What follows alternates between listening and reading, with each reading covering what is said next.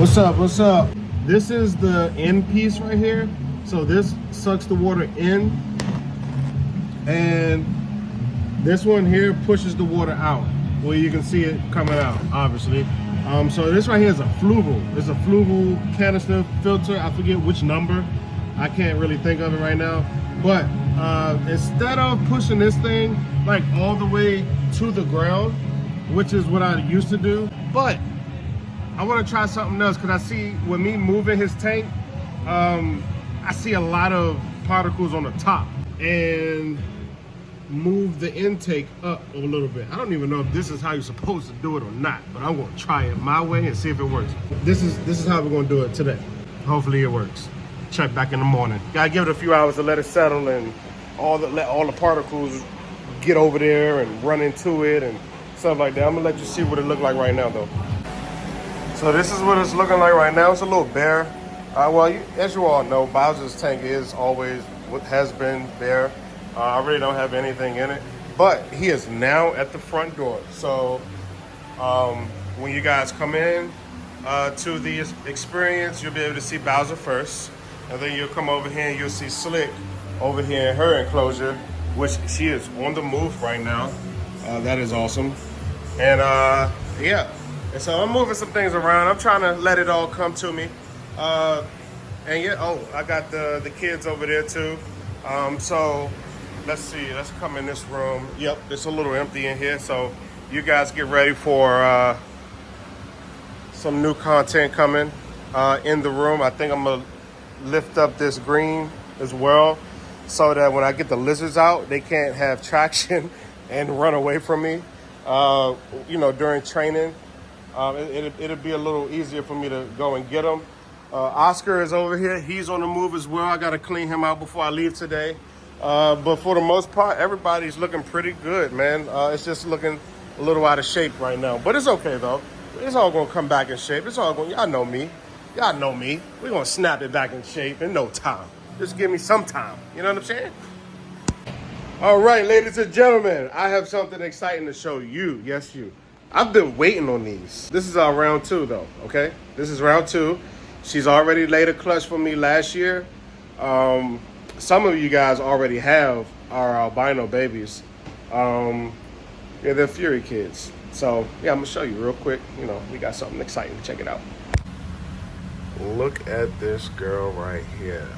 I am not gonna touch her because I don't have her egg box set up yet. But look at that. How about it? That's awesome. My albino. The other one should be laying pretty soon. Actually, 2 or 3 other females should be laying pretty soon. This is exciting, guys. Do you guys see where her scales are separating right here? Do you see this? That means she's about to lay any minute. Any minute. From me breeding for a few years, I've learned that they do better when they're, when they are around their scent. But you can literally see that she is about to drop. You see that? How that spine right here is poking out, and how these scales, I don't know the correct name for it, but these scales are like separated like crazy.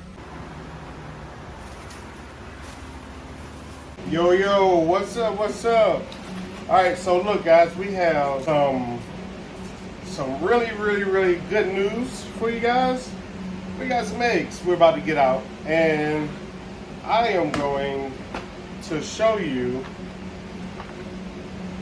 how I incubate my eggs. So what I do first, I get one of these Sterilite tubs. You don't have to put any holes in it. Words from the great Ozzy Boyd. He told me you don't have to put any holes in this whatsoever. Put rubber bands around them, throw them in there, let them bake for about 2 months. 55, 60 days, and you got some baby ball pythons. So let's jump into this. I'm using perlite this year. Last year I had vermiculite, but perlite will still do. It'll still help with the humidity with these eggs, so I'm not too worried about it. Perlite works just great. All right, so we have our perlite here. Also, last year I used those egg crates, but this year I'm going to put them directly in the substrate.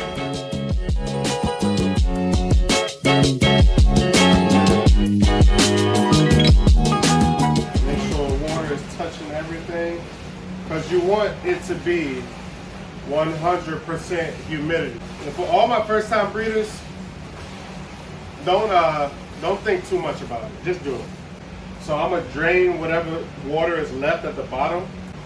And we're just gonna drain the excess water. Hey, you got still books and change? It'll be very messy, you know what I mean? Because this is not a clean job. Well, yeah, so we got just a little bit of water at the bottom.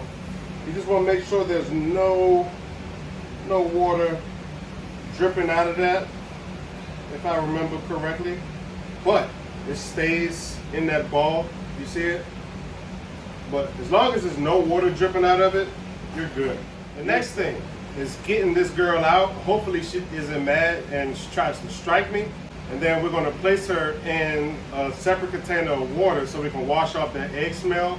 And then we'll place her back inside of her enclosure a little bit later. This is one of my albino girls that I paired with my very first ball python. He's an albino. So I paired them last year. We did amazing. I think we had about, so I have 2 female albinos, and both of them laid for me. I think they both had 8 eggs, 8 or 9 eggs, maybe even more. I can't remember, but they both produce eggs. All of them were good. So this is the second go round that I will have albino babies. Completely normal, guys. She's just protecting her eggs. Last year we did great. Come on. Come on. Woo! Awesome. This is awesome, guys. I'm gonna put this girl in the soak. Let her soak that egg smell off. So let's see. We have 1, 2, 3, 4, 5, 6, 7, 8. 8 beautiful eggs. If they're already like this, you can literally leave them just like this and place them in the vermiculite or perlite. You can actually leave them just like this, but this one that's on the top, I am going to bring it down and put it on the ground because I don't want them to form like this. I'd rather them all be next to each other. So let's carefully remove this top one.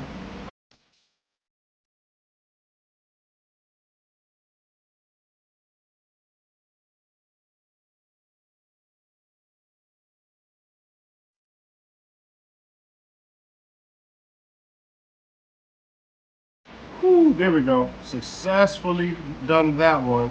So now, guys, there we go.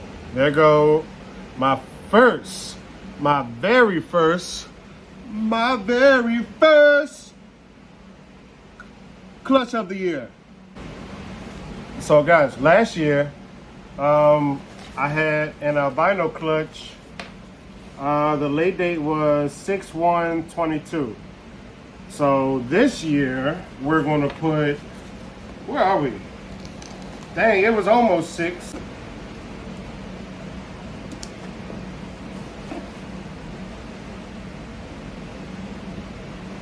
So now, guys, we're gonna put these bad boys on the top shelf.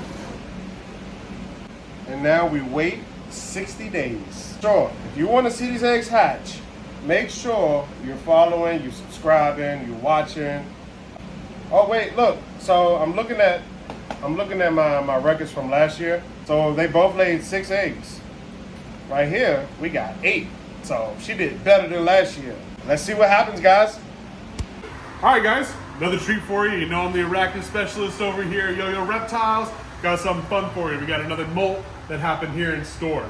This time, we're doing a pink-toed tarantula, which is an arboreal tarantula. They live in tall areas and they live on the outside and inside of tree bark. So, if you guys know, when tarantulas go into pre-molt or into molt, they don't really eat their food. They kind of just let it be until it dies. So, if your tarantula leaves a cricket to die, don't worry, it'll be okay, all right? We actually look up inside of here, we'll see that there's 2 sets of legs in here, and that's because the tarantulas, when they molt their skin, they molt everything off. So we're gonna go in from the top, and we're gonna just peel this web back. This is gonna be really, really thick web because it's a molting web. And now that we've opened that up, go with my tongs, grab the old skin of the tarantula. Now you don't want to use a lot of force when you do this because the skin at this point is really dry and it can break apart very easily. And what we'll do is we'll actually soak this molt in some water to help us identify the gender of the animal. And this is one of the only ways to actually identify between males and females with tarantulas, especially as younger individuals.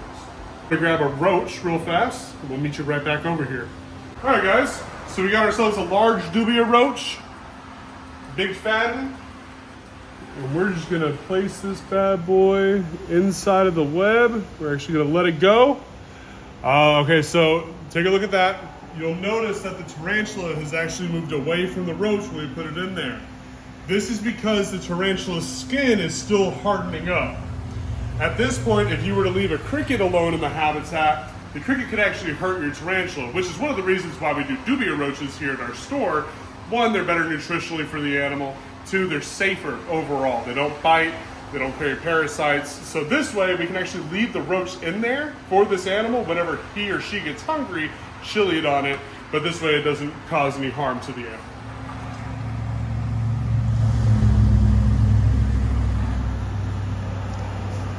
Guys are available for purchase here at Yo-Yo Reptiles. Link in the description for all of our information on how to contact us. But habitats available, animals available. Come check us out. A little bit of bad news and a little bit of good news. So with me being lazy yesterday, and this is totally my fault. With me being lazy yesterday, after pulling that first clutch of eggs from one of my girls, I had placed her here for the night so she could soak. Yes, this has the wrong top on it, but it was latched on, right? And I guess she popped it off somehow and she is gone. I looked all over this room. I'm hoping that she'll pop up soon. Yeah, I'm a little upset about that. I don't know, man. So I'm gonna just continue with the day. Hopefully I find her before the day is out. All right, guys, so here's the good news. We have another albino female that just laid her clutch. So you guys already know what I'm about to do. I showed you guys yesterday how I set up everything. So I'm gonna get that situated and I'll be right back. All right, guys, so we're in the sales area today. So we have a bunch of ball pythons here. We have a bunch of tortoise here. We have a bunch of bearded dragons here. So, man, it's crazy. We have all of the essentials here, all of the substrate to the domes, to the water dishes, the cork bark. We have everything you need here. Even have 6-tier racks. We have merchandise. We have lighting and under the tank heaters. We have all the tanks you need right here, all the foliage and the feet and tongues, the timers, more enclosures. The best reptile store here in Waco, Texas. Central Texas, my bad, Central. come and see us. All right, come see us. Let's get back to the vlog.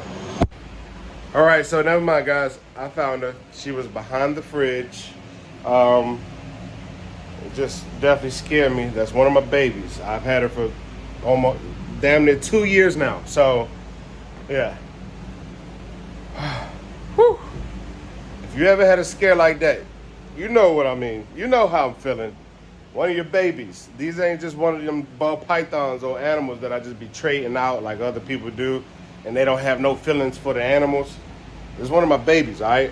So I'm just glad I found her. Now I have to find my wallet. I lost my wallet yesterday. Ah.